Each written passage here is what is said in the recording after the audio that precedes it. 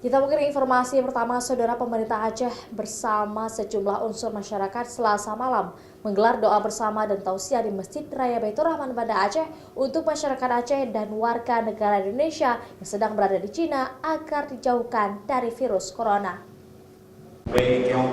Doa dan tausiah untuk masyarakat Aceh serta WNI yang berada di Cina agar terhindar dari virus corona dihadiri oleh puluhan jamaah masjid serta santri dari pondok pesantren yang berada di kota Banda Aceh.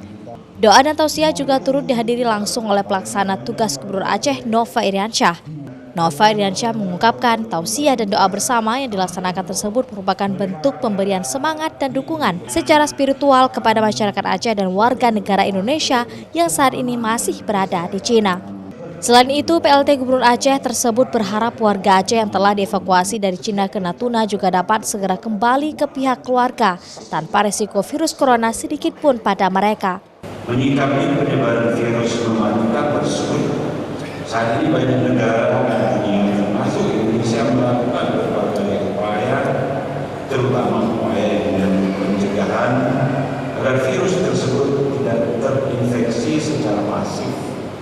Saat ini, pemerintah Aceh bersama Dinsos Aceh dan sejumlah pihak terkait juga terus memantau kondisi warganya, baik yang masih berada di Cina, yang telah dievakuasi ke Natuna, serta yang telah kembali ke Aceh, agar tetap sehat dan tidak ada gejala virus yang telah menewaskan 200 orang lebih tersebut.